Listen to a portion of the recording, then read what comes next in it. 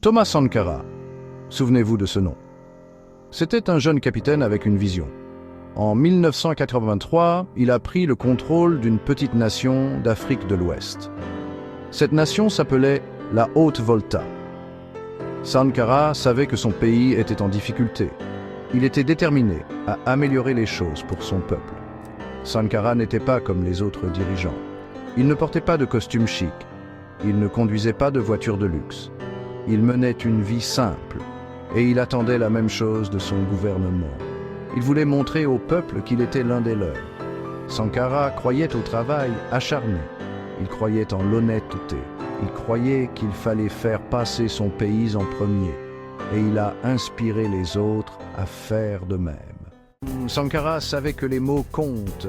Le nom Haute-Volta était un rappel du passé. C'était un nom donné par les colonisateurs. Sankara voulait un nouveau nom pour une nouvelle ère. Il a choisi le Burkina Faso. Cela signifie pays des hommes intègres. Ce nom reflétait les espoirs de Sankara pour son pays. Il voulait que le Burkina Faso soit connu pour son intégrité. Il voulait que son peuple se tienne droit et fier. Changer le nom n'était que le début. Sankara avait de grands projets pour le Burkina Faso. Il voulait améliorer l'éducation et les soins de santé. Il voulait autonomiser les femmes. Il voulait rendre le Burkina Faso autosuffisant. Sankara savait que le changement ne se fait pas du jour au lendemain. Il savait que cela demande du travail et des sacrifices. Plus important encore, il savait que cela demandait de l'intégrité. Il a montré l'exemple. Il a réduit son propre salaire. Il a vendu les voitures de luxe du gouvernement. Il a refusé d'avoir un climatiseur dans son bureau. Il a dit que c'était un luxe que la plupart des gens au Burkina Faso ne pouvaient pas se permettre. Le message de Sankara était clair. Assez de corruption, assez de gaspillage. Nous sommes tous dans le même bateau. Il a mis tout le monde au défi de travailler ensemble pour un avenir meilleur. L'accent mis par Sankara sur l'autosuffisance a trouvé un écho auprès de nombreuses personnes. Il a encouragé la production locale et encouragé les gens à être fiers de leur patrimoine.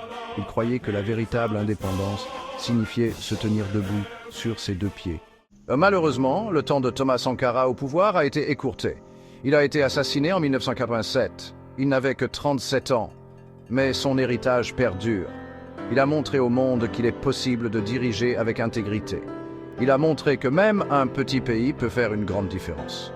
La vie de Sankara était un message puissant, un message d'espoir, un message de changement, un message de fierté africaine.